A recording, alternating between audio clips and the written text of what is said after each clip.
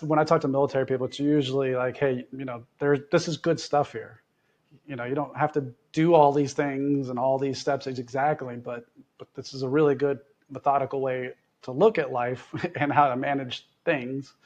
You can't just use the butt brain all the time for every single thing, and you got to change the way you operate a little bit.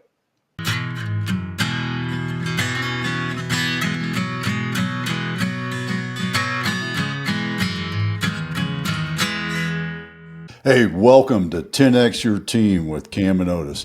We're a father-son leadership podcast where we talk with other lifelong learners about making an impact and solving big problems. And technology. Technology is always a problem, but it's always a solution. Therein lies the dichotomy, the dilemma, and any other $5 word you might have sitting in your back pocket right now that you could throw at us, folks. Matter of fact, put them in the comments to help vocabularize myself so I can use some more $5 words. Because that was a $10 word right there, but I don't think that's U.S. currency. Well, that's Otis currency is what that one is. Yeah, that kind of word only good down there in Texas. Yeah, that's a whiskey words subject right there. Vocabulary rise. I can't even remember what the hell it was I said, and I made it up. Golly, that's just so. I have gotten better over the years. I don't make up words every day. I've been told that I shouldn't. Derek, how many our good friend, fellow veteran from the Big Gray and Underway, is joining us, Derek Beck. Derek, how many words you make up a week? Or are you in a monthly? Or are you a daily count making up words? I think I'm pretty much daily at this point. That's how you sound smarter, right? Because then people look at you and go, oh, man, dang, that's a big word. I don't know what that means. And how awesome is it, though? You ever catch yourself, you think you might have made up a word, somebody Googles it, and it's a word? That happened to be I got a question from Coach Duffy with U of A. And he's like, what's the biggest thing you noticed or shocking thing about being a dad? And I was like, it's the constancy to me. And he's like, that's not a word, Hampton. I think it is. Googled it. Constancy is a word. Whew, I've never been so fired up in my life. Calling out the coach, man. Oh, yeah. Well, he doesn't get paid for his vocabulary. Let's just say that. No, he big X's and O's guy. That's right. There you go. A couple 4-letter words in there if it gets longer than that. Oh, yeah. Yeah, it's a good thing that Sean usually sits in the back of the tri-zone to watch the match so that nobody else. What's funny is we're making fun of him like that. He's big X and O's guy. He's got a freaking master's in the criminal psychology. So let's. Oh yeah. He ain't no.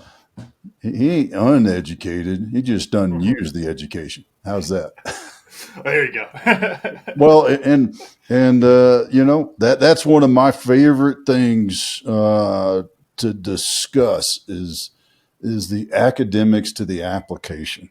And Derek, that is something that you have done.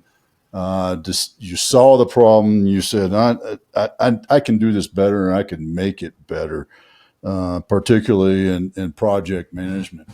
So that's right. How did you go from the academics of the good old fashioned PMP to really making it where, hey, now I actually know, as opposed to just passing a test? Yeah, so I think for me it was just connecting dots, right? So my undergrad was a business administration. I did an MBA. I did all the Lean Six Sigma stuff. Went through the PMP. Did all the You were that guy, right? I'm getting all the certifications. Look at all of them up on the wall and all that stuff, right? Yeah, and part of it was by design on the business side anyway, but with the certifications, it was more of just the hot reality that it was hard to compete for jobs. And I was looking for, as I retired from the service, right, I was looking for, how do I compete? Well, certifications are a part of that, so I got to learn all this stuff. And then I said, well, a lot of this stuff is just starting to get repetitive at this point. There's so many things, there's so much overlap. And so then it was just a matter of finding what is that overlap that makes us all make sense. for me, and then it makes it really easy to go from the classroom, right, and then put it in the workplace in a way that actually makes a difference. It's not just an academic exercise. I'm not going to write a 180-page project plan, but the concept and understanding the concept really helps me build like a lean, like I did for the Army colonel I was working with at the time when I was going through a lot of this stuff. I ended up building a one-page template for all project plans, and it just made everything so much better to track. You know, talking about the application from academia and actually what you talk about there, going and getting all those certifications. I think this is really interesting, and I guess they tie back together. But there's an interesting piece that I want to dive in on because I think that is. It's one of these really funny things. I've got friends that have gone through it of this like degree trap, like certification trap, where it's like, well, if I just get one more, well, Derek, you got one. All right, I guess I got to go get another one, and it kind of just keeps going and going, and it's like, hey, if I just get this, an MBA from Duke, then I'll get the job that I want. It's like, oh, everyone got the MBA from Duke, well, now I got to go do this thing, and it kind of just self perpetuates like that. What are your thoughts as you kind of zoom out a little bit? Because clearly you learn some things, but there's also the repetition. There's also probably a lot of books that cost a lot less that you could have read and still applied in the same kind of way. What a little bit of the hindsight's 2020. What are your thoughts on that degree trap there? Yeah, I think well, there's a couple of things when it comes to degrees and certifications. I think there's a lot of people who will go get that degree or that certification just so they can have the title, the thing on the piece of paper. And then I think you have people that go to a degree program or go after a cert or training for a certification, right, with the intent to actually learn something that they then apply. And then it's when they apply it that they really learn what it is that they got, the information or the skills or whatever. And so it is frustrating that loop, right? That trap. It's you got to constantly upgrade and revitalize yourself. But I'm on a quest to teach people to think of themselves as a business, right? For example, an individual applying for a job, they're not just applying for a job. They're saying, I have services, skills, and things that I can apply. And you're not an employer, you're a customer. And there is a cost that, you have a budget, right? And I have a price that I'm willing to offer for that.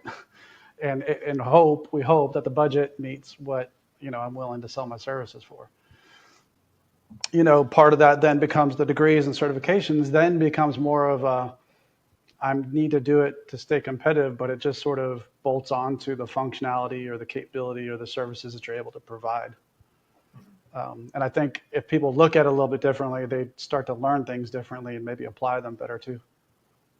And I think that gets to one of the examples that come to mind for that degree trap for me. And I think this is from Entre Leadership, the book of talking about the idea of it's like, yeah, you can have all these things and go and say, look, these pieces of paper say I know these things. But then also if you walk in and you say, hey, Derek, and you explain yourself as a business like that, look, hey, you're paying me this amount. I'm going to be bringing in this revenue and I'm going to do these things. Then all of a sudden the degrees don't matter as much. Do you think there's truth to that? Or do you think it's kind of one of those you still got to check the box? Yeah. So I've never gotten a job without knowing somebody, I guess, if that makes sense, right? So yeah. I think to a point, I think I feel like you're making a really good point because at the end of the day, it's just, you got to get to the point where you can have that conversation where they get to know you, you get to know them. It's about solving problems, right? So if you could get to the point where you can have that conversation, you can understand what problems they're trying to solve. And you as a business, they're then matching, hey, how can my services help you do that? Then I think you're in a winning position. And you're right. I don't think the degrees or certifications end up mattering because at the end of the day, people just need to get jobs done. And if they have the confidence that you could do it, they're going to waive all kinds of stuff. But for the majority of the people, you have to pass a whole bunch of things. And if all they know is what you're on paper, then yeah, that's really all you have to go by. Oh yeah. There's a lot of truth to that too. One of my give backs to the veteran tribe is coaching guys getting out of uniform. And I'm always the, hey dude, why are you going to get an MBA? Why are you getting a PMP, an agile, you name it? And generally speaking, they go, well, because it's free. I'm like, geez, man.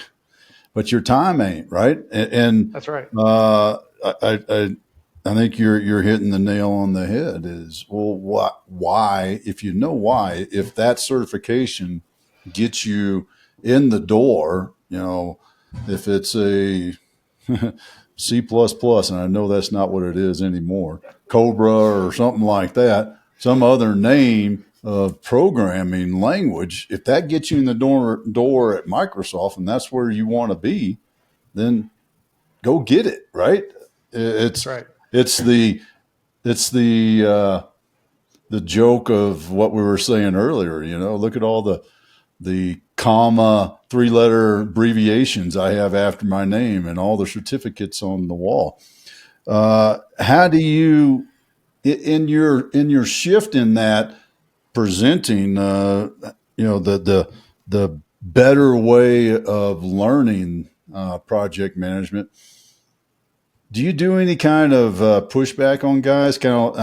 Or do you leave that for somebody like in my position to push it back, especially and particularly in the veteran space, right? And that's what I mean, because I think with veterans there's a thought of, because we're brought up that way, of go get the training, go to the job, go get the training, get promoted, go get the training, Very go to the linear. job, Yeah, there's a real right? relationship there. Yeah. That's the way it is in the military. So. Yeah. Uh, have you seen guys come through your course or any kind of pushback like that? Uh, Not really. I think with the military people, it's usually because, and most people, even say non-military people, it's very similar, right? You're doing it because you're trying to be competitive for a specific role in most cases, and I feel like the problem as far as on the execution side though is that that's where it ends. I'm only getting this to have the piece of paper. I'm gonna do it however I want to do it, but when you have that, say like a PMP, there's an expectation of how you do business like that comes with that. And so if you're not willing to do that, you're just like a business, you're not going to be following through on that customer promise, right? And that's actually going to make it look worse. So that's when I talk to military people, it's usually like, hey, this is good stuff here. You don't have to do all these things and all these steps exactly, but this is a really good methodical way to look at life and how to manage things. But you can't just go back to just managing everything with your brain pad, your butt, we call it the butt brain, right? The little green notebook we put in our back pocket or something. You can't just use the butt brain all the time for every single thing. And, you got to change the way you operate a little bit. Could you talk some about maybe, as we're kind of teasing this out, of recognizing the application for something? Because I think once you understand something, then like kind of working backwards and applying it, I think that makes a lot of sense. But then what we're kind of getting to at a core level then is the like, okay, me right here looking at course A, B, and C, which ones do I actually get anything out of, or do I need to go get A, B, and C because Otis has A, B, and C, and I need to compete with him for a job, and without just completely falling down that, because that's just we use the term with like mental health stuff all the time, like a race to the bottom.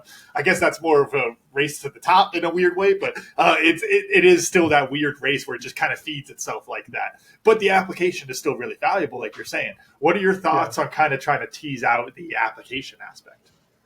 To tease out the application, like how to help people maybe do it better. Make sure that they can actually apply the thing they're looking at rather than going through it and then trying to apply it retroactively.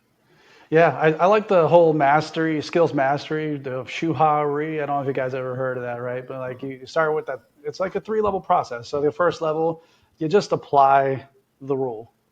It's just a general rule on a straightforward situation. It works out pretty good. It's like if you go to the doctor, right? They'll say, well, someone of your age, of your general makeup or whatever, and your ailments, this generally works. However, everybody's different, right? And then customizations need to happen. So you go from shu to the ha. So after you build a little bit of experience, you can start bending those rules a little bit. I also do apply it to music, right? If I'm learning guitar, I'm going to learn how Prince played Purple Rain. I'm not going to play it any differently. I'm playing a note just like Prince did it. But then eventually I'm going to say, hey, what does this look like if George Strait played it maybe? I'll try a little country version. see what that sounds like, and then eventually you become a master and you are the rule. You become the rule. And you don't have you have your own framework, you have your own way of working that you've developed over the years because of your mastery of all the things along the way and your ability to experiment and try different things. And so I definitely see that as a consistent process in people's journey. But then as far as application, I know I go to these training things and I come up with these really great ideas and I want to go to the office and I'm like, I want to do this. And everybody's like, oh, that's a lot of stuff. And I don't really know what you're saying to me right now. And it becomes overwhelming. You hit a bunch of roadblocks. And so I always teach people to nudges, just a little thing. Don't go in with a new faddish language or anything like that. Just say, hey, why don't we try daily stand-ups?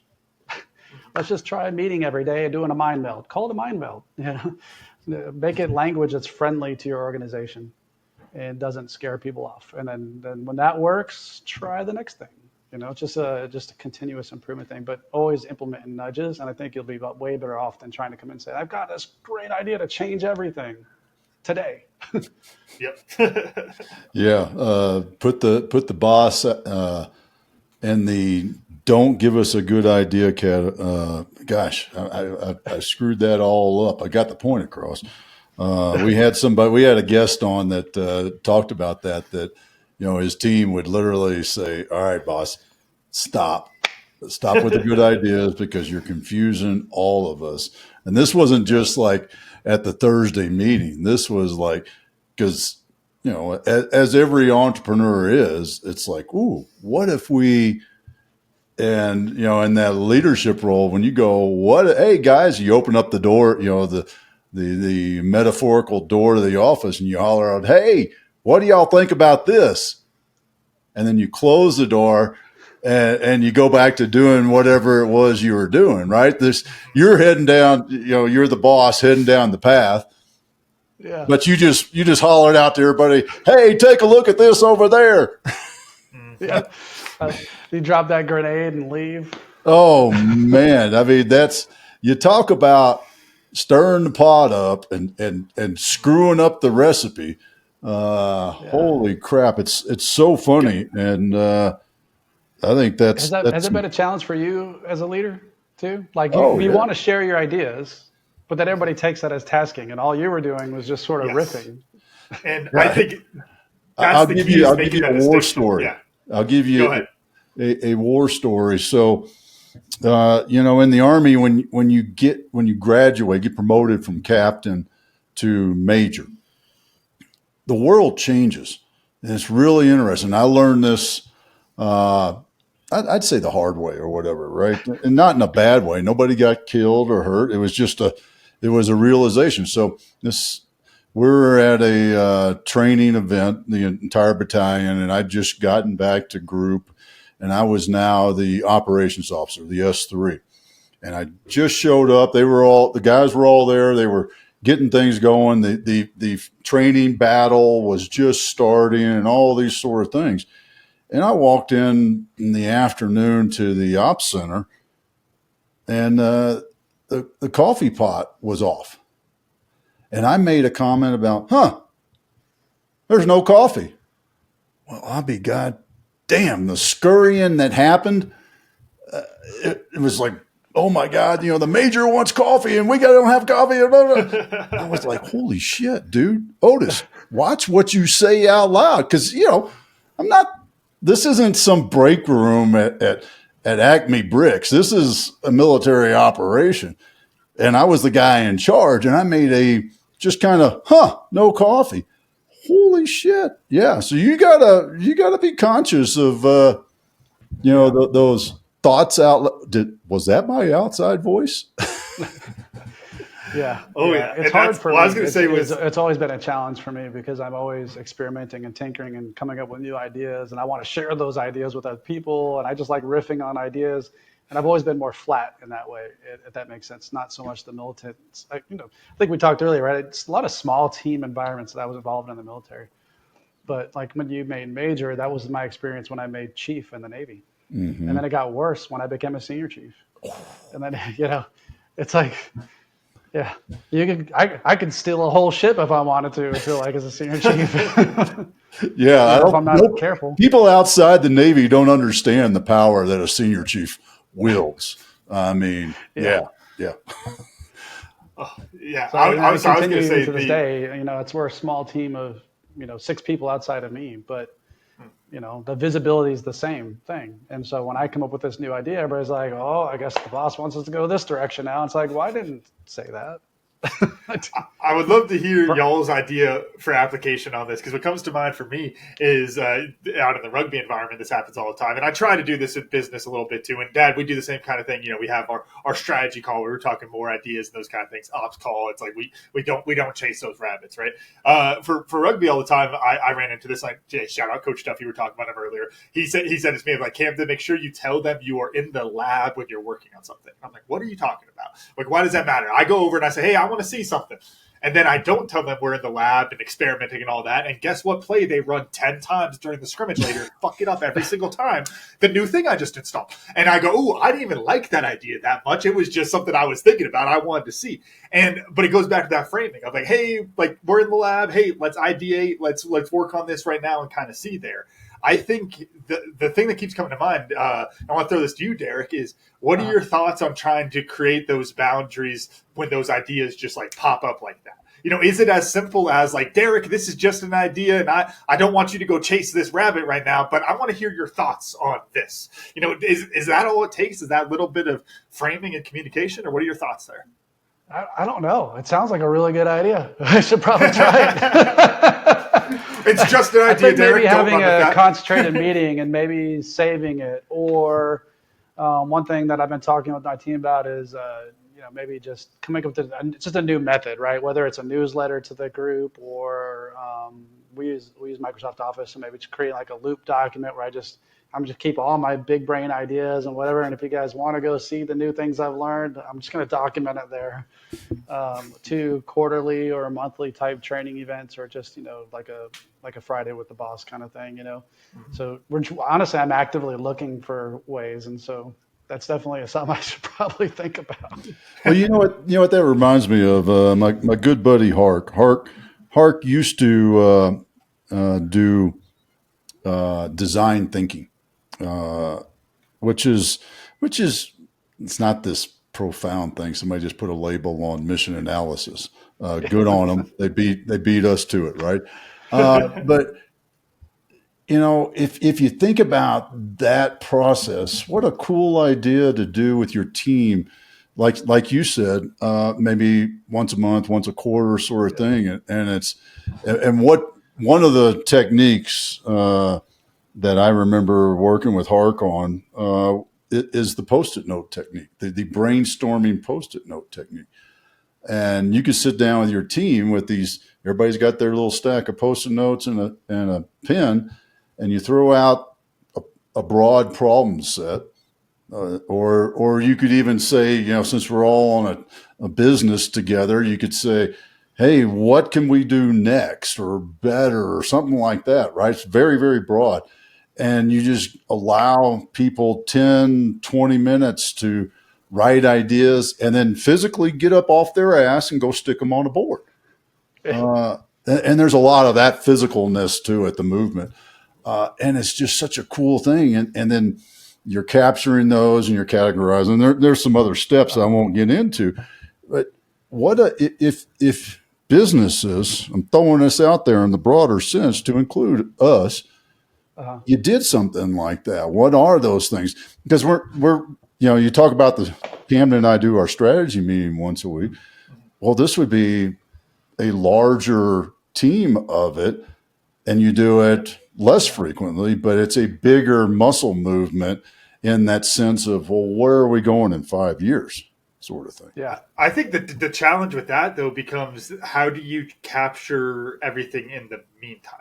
Because really, when we're talking like these great ideas, I'm going to use the example of garage entrepreneurship. Dad, I don't think we talked about this in a while, but like that whole idea of it's like all of the best coolest solutions are in some guy's garage somewhere, and they are never going to go anywhere else because Derek had a problem and Derek fixed it, and then Derek's not messing with it. He's not going on it selling that widget on Amazon. He fixed it for himself. He's done. Right? That idea of garage entrepreneurship. The reason that exists is because you are faced with a problem in real time and you need to figure it out. That's when a lot of those ideas are going to be coming up.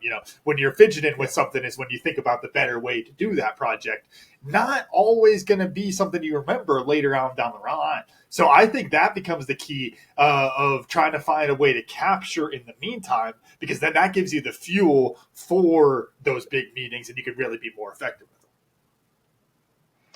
Yeah, absolutely. I agree with that 100% actually, because there's just so many things. Think really big into AI actually and how we can implement that to improve workflows. It's a big topic in project management too. Not a lot of people are using it even right now, especially not to the degree that I do personally. Matter of fact, somebody was asking me, how many hours a day do you dedicate to learning this stuff? And I was like, probably way too much. But it is a challenge to document those things that you learn. And so, but I have started doing that.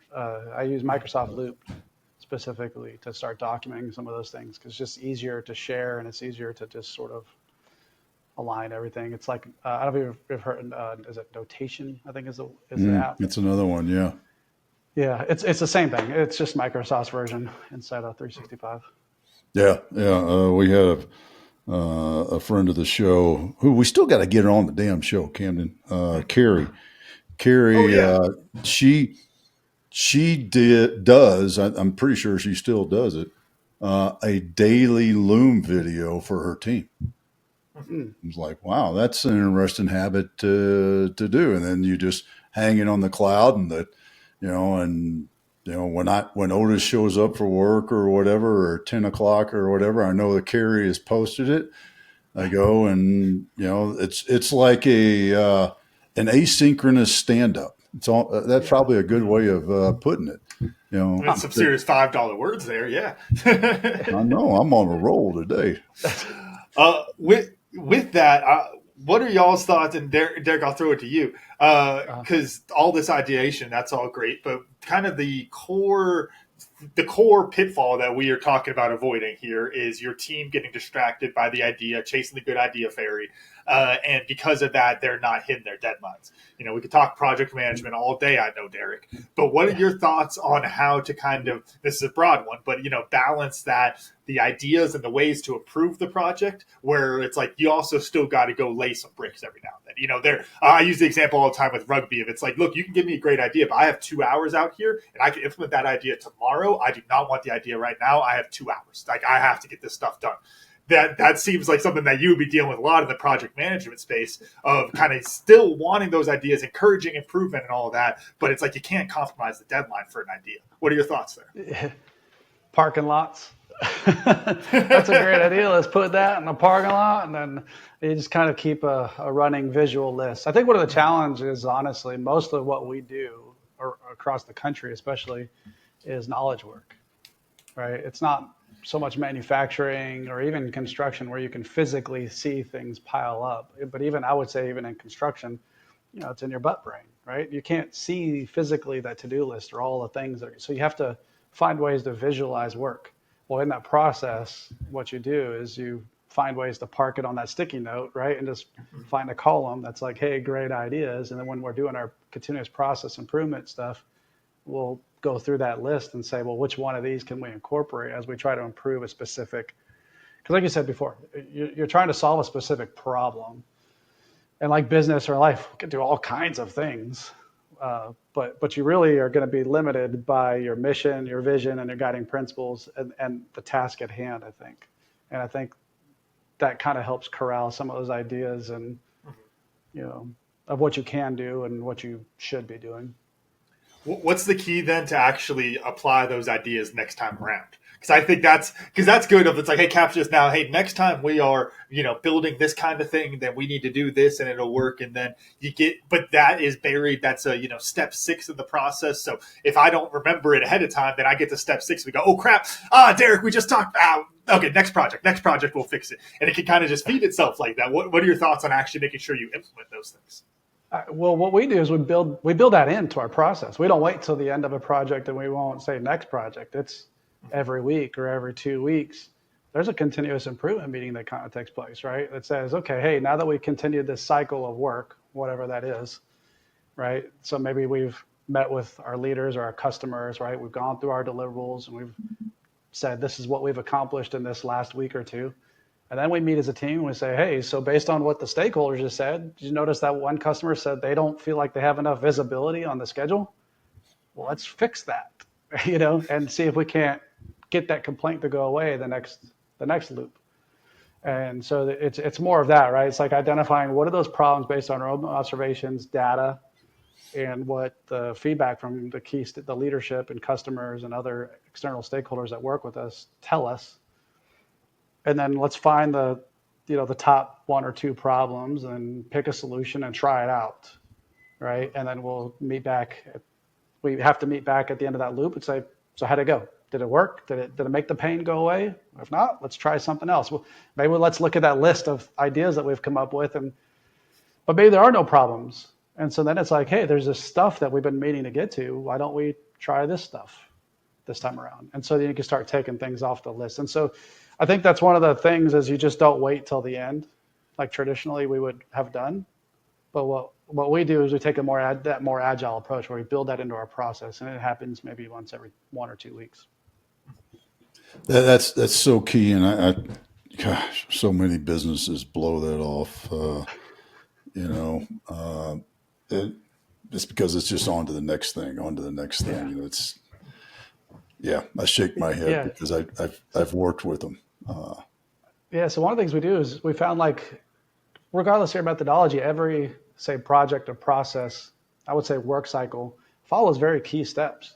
If you really think about it, from planning the overall effort, then in larger detail, and then planning what's right in front of you in greater detail, and then you go do that work you plan tasks for maybe a week or two because you're going to have a staff meeting at some point, right? So only plan for that loop in really, really great detail. And then you have to have some kind of closeout meeting after that, right? After you meet with management and whatever, that staff meeting, the team should get together and have a lessons learned type event. But typically what we do is we go right from the manager review right back into the work cycle. But what should happen is we should have that lessons learned, say that's a Friday. Monday morning we come in and we say, hey, have the priorities changed? Has the vision changed? Does the plan need to change? And then you go right. So you just start that loop all back over again. But we don't do that typically. We do all that beginning part at the beginning, and then we'll go to the manager review, and then we'll go right back into the work, the daily work. We don't go back and revisit priorities. We don't do lessons learned or any of that. And so everything feels chaotic and haywire. But I think if you just pay attention to that loop, then the difference is just how long does that loop have to take? And that just depends on how fast do things change. Yeah. Well, and how much risk is involved. I'm going to ask you this, and at risk of you or me getting in trouble with your team when they sit down and listen to this, because you said something earlier and it triggered a thought back to the entrepreneurial thoughts in my head. Is what are you doing, or do you have a vision for creating your own certification? Because when you think, you got to watch out. You got to stay on your toes when you're around me, brother. Every one of these certifications started off with some dude somewhere with some idea, writing it down and then teaching That's people. Right. So what's the DB project management training certification look like?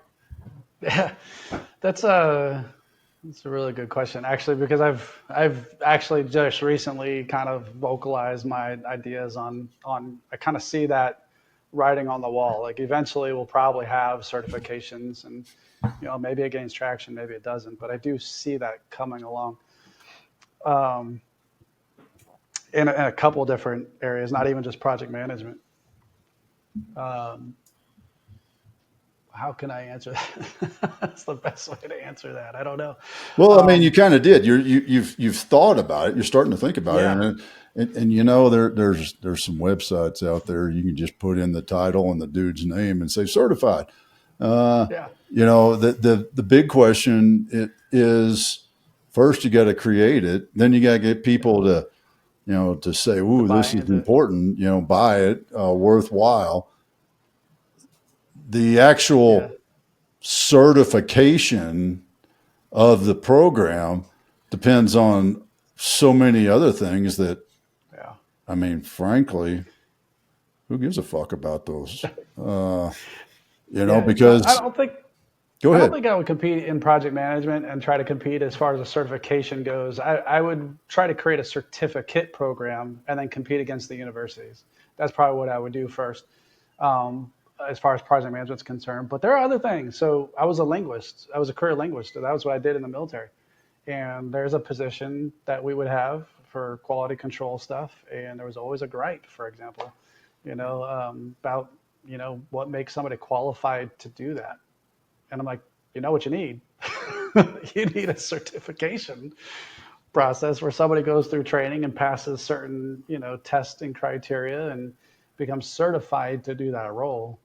And so, honestly, if I were to make a certification, it would probably be along those lines because I know I could create something and then convince the government that that's a requirement, and I then that's the mean, well, key. that's That's how how, PMP got popular. yeah, exactly. That is They convinced exactly the how government that it was PMP, needed. Mhm. yeah, because somebody carried the flag into the Beltway and said, "Man, you better, federal government, you better have you'll." I think they probably said you'll save money by having PMP certified program managers in every federal contract.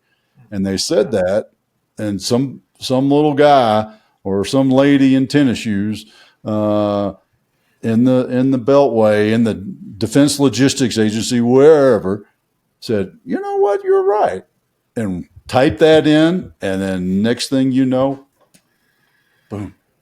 So that's right. there's your project. That's right. That's right. What you were saying. Well, I think was kind of hanging me up. I just remember what I was going to say was that's been my theory for a long time, or what I teach people is that the PMP came about because it solved a problem, and then that didn't really work for say software developers. So then software developers created something like, oh, this works for me. This is the way everything has to be done. So they made a certification out of it. And then people took that certification and try to apply that stuff and like, but it doesn't quite work for me. I'm going to tweak it in this way.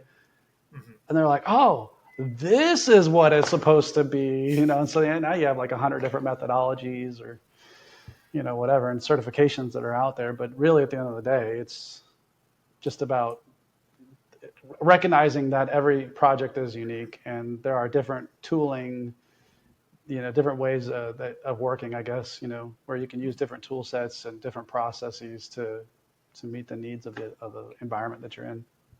Well, I think that's the kind of core problem what y'all are talking about there of having the the PMP become this big thing. And it's like everyone needs this. Well, then it kind of becomes that status quo, and then it becomes just checking the box, going back to the degree trap conversation in the first place, rather than actually testing for aptitude. It's like, oh, are you actually good at this? Do you actually understand it, or did you just get the title and you got that one? And then it kind of keeps spreading out like that. What are your thoughts, Derek, on as far as ways to get back to the application? Because that's at the core. It Yeah. doesn't come from a bad place. It's not like there's some maniacal guy out there trying to make this happen so they can sell more project management certifications and all these things. Like it just happens like this. It's natural. I'll give you the real example of it from my ag background. There's this real interesting conversations I had with some folks up in Colorado when the marijuana first legalization, all those kind of things there. And it was like, well, you can't be organic because it's not food. And it's like, okay, but we don't spray crap all over this. You guys do. We should look different. And it became this like, okay, well, we're going to certify with this. And then, well, what happens with that is then I can go over here and because I'm just checking a box, I can kind of BS my way to then match that certification. And it just erodes the entire kind of thing. I've told the story before of my buddy on a tomato farm that's not going to be named because I don't want to get got by Big Tomato, but it's doing the same kind of thing with their organic tomatoes. They just hit them with a different chemical more often, and they called it better. And it's because it's no longer about the actual application of the idea behind the organic. It is just I need to check the box. So what are your thoughts there, Derek, when it comes to project management of how do we make it so it's real application rather than just checking that box? Yeah. So, well, I mean, there's how to do the job training, and then there's how to pass a test training, and they are definitely two different things, right? But what I would say, as far as the PMP specifically, and what I would tell the veterans too, going back to that question earlier, like how do you mentor and coach veterans and stuff? Because guys like us that were a little more senior in the service, when you get out, you got to get the PMP to get jobs as your contractor, right? Mostly was where we go. So when I was doing my training, I actually did it through Villanova University. It was a great program. It was a long program. It was like 9 months. Oof. But it really gave me a good, solid education in project management. And one of the instructors was a retired senior enlisted guy from the Air Force. And Wayne Brantley is his name. And I hope he's watching. But I've met him a few times since then, and thanked him profusely for his what he shares in his classes. But he said something that the one thing he said that actually resonated with me and has stuck with me is he said, don't just get a PMP, be a PMP. So PMP stands for professional project manager, project management professional. So don't just get that, be that. And I think if you stay on message with that with your students too, then it also helps frame that learning experience. It's where maybe I'll latch on to some things that will actually help me in my job, not just pass the test. I was snickering because it reminds me of the old saying, the old Ranger saying of you can be a tab wearer or a tab bearer. There you go. So maybe Wayne developed that derivative with the PMP. Just you can be a certificate holder or a certificate user. I don't know. Maybe Yeah, I like the bearer. I like that. Yeah. You're holding, like we would teach in the Navy, when you have that anchor on your collar. You're representing a standard. You're a gatekeeper of that standard. You're not. That doesn't define. That's not you. It doesn't even belong to you. It belongs to everybody that came before you and everybody that's going to come after you. And so if you think we kind of frame it in that way, where you're that standard bearer, so it's not about just achieving the rank. It's then about applying all those things that you've learned, whether from your experience, and then the training through the initiation stuff we send people through, and then on after that too. And yeah, I think that's a really great way to frame that, being a standard bearer. Yeah. So, well, speaking of that, so how do you balance the requirements, the academic requirements, just to stay in the PMP realm, right? The academic requirements to pass the certification test, which you don't own, with the best practices that you're like, oh man, yeah, the test requires this answer, but really, how do you do that? Yeah. Well, I think PMI has changed a lot too. So it used to be where you actually had to say things like that. And I think they become more realistic in their guide, and it becomes more principles based. And it's more of a guide that if you just kind of think in this way, you shape your mindset in a specific way, and you think about the steps and the moving parts that have to be managed, then you don't forget things and whatever. And so it comes down to more of like, instead of saying you must do this, like PMI used to be looked at, or at least that's how the material was taught. And now it's more of this is what you should think about. There's maybe 50 different ways to tackle this, but at least you have to think about it. And here are some 5 or 6 best practices that most people in standard situations find very helpful. And so actually our training has shifted to be more like that. But also, there's still opportunities for us to throw in the things that say my company, Blue Silent, or my group, that we found, right, as something that's helpful to maybe explain that a little bit better, to say, hey, instead of memorizing all these things, here's a couple really general steps that everything follows. So then all you have to really do is just remember that and the language that surrounds that. and you're going to be good. Yeah, well, that's because, yeah, in the end, back to the certification, you have to have some sort of standardized way of validating that the knowledge has been retained. Oh, So, That's a good point, actually. So because it's a standardized test, it has so PMP specifically, right? It's a standardized exam that has to be accepted across the world, not just the United States. And so one thing you just have to tell people too is like, because of that, everything has to be like a perfect world situation. You can't play all the what ifs that led you to a specific scenario. So there has to be really basic, simple, principles or themes that would drive you to a correct answer or the most okayest answer choice that's available. there we Right? go. There's our new vocab. The okayest. most okayest. Yeah. Does that make sense? I don't know if that. Oh, Hopefully, that's yeah. relevant to what you were saying. But No, And it does. yeah, and I would just add, just it's a little bit of a, I guess, devil's advocate type thing, but I think with that, that is the reason. As much as we're like, why do you need the degrees? And we had that whole conversation. There's the legitimacy of that. If you do have to have a standard, we don't. We talked about the application, Derek. If you were going to go through and you were hiring somebody, you might want some of them letters after their name, but at the end of the day, you're going to be able to tell whether they're good at their job or not. And we don't always have the time to develop that kind of relationship where you can really tell. that's right. And that's why you have to have the standardized tests, unfortunately. That's right. Too many damn it people. gives someone a baseline expectation of what you should know or should be able to do at a base level. And then of course people will differentiate on capability after that point. But at least, like on the resume, if you go back to I'm a business, right? I'm trying to sell my services to a customer when I'm trying to get a job. I think the reality is what you're saying is here's what I can do. Here's the credentials and the education that provides the proof that I've been trained how to do it. And then here's my past performance. I've done this for these 8 other people, and I can do it for you too. Right. And if your resume sings to that, but that's where the credentials really start to come in. You can say, hey, well, here's just sort of the academic background that I have, that I've been trained in this. I'm not just, but like you said, unless you develop the relationships. I mean, you could be YouTube trained. I was going to say, I'm not just YouTube trained. But you can be YouTube trained and be really, really good, like as a designer, for example, or a graphic designer or an artist or something like that. And you don't need a degree, but it's going to be more challenging to get your foot in the door and have the conversation started. Oh, yeah. Yeah, well, in that standardization world, the one thing that's standard with the 10X Your Team with Cam and Otis show is the sharing what we learned.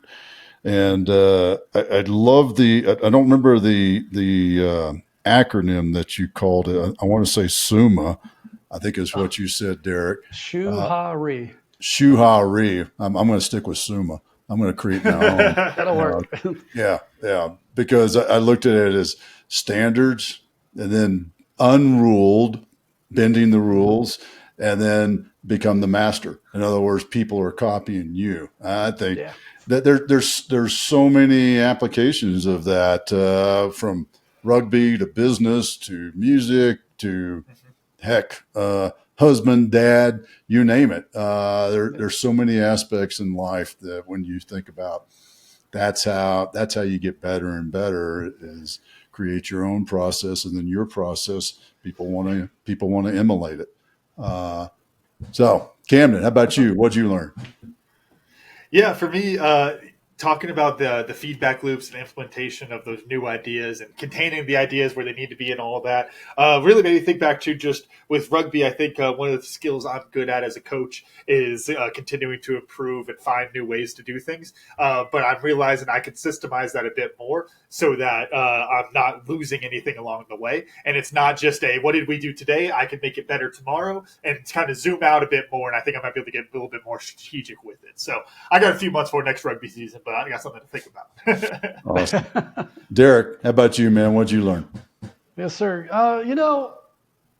I was latching on to the whole framing, because that's been a big challenge for me, is framing the conversation when I'm just riffing on an idea and when I'm actually saying, no kidding, this is what I want. because most of the time I'm just riffing, and I really want people to come up with their ideas and put their personality into the DNA of the business and the group. But I find myself making things chaotic unintentionally, and that's been a consistent problem in my life professionally. And maybe framing it better is something I really need to consider and think about. And whether it's by action, right, by making separate meetings specifically for riffing and just having the self-discipline to not do that in the meantime and just wait for those moments, or to when I'm on the fly, I can say, and I'm just riffing here, and really making a conscious effort to make sure that's clear. Yeah. I think that's something I'm taking away from today. Great point. Great point. Derek, how do folks find you, learn more about Blue Summit Consulting, and see what you got going on? Yeah, so you can find Blue Summit on LinkedIn. We're all over the place on LinkedIn. We do have a Twitter page, or X, I guess now it's called. We are on Facebook. But you can go see our website at bluesummitcg.com. Or if you want to go directly to our academic page, that's bluesummitacademy.com. So something really easy to remember there, and then you can always just contact us. And also pretty soon you'll probably be able to find us by a search on GI Bill stuff. So Voc Rehab, GI Bill, or WIOA programs. Excellent. Congratulations on that. I know that's a long road to hoe. I can tell you Any day that. now, we'll get the approval. A lot of checking boxes there, huh? Yeah, there's and patience and persistence. Derek, man, it has been a pleasure having you join us today. We really appreciate your time. And I thank you, Otis and Camden, for having me on the show. It's been fantastic. Camden, run us out. All right. Thank you all for listening to today's episode of 10X, Your Team with Camden and Otis. And a special thanks to our guest, Derek Beck, for joining us today. Remember, you can watch full episodes of the show on YouTube at 10X Your Team. And if you enjoyed today's episode, please make sure to pass along to other lifelong learners in your tribe so they can enjoy it too. Follow us on Facebook, Instagram, and LinkedIn. As always, that full archive of episodes is available at www.10xyourteam.net. Thanks again, and we'll see you all next time.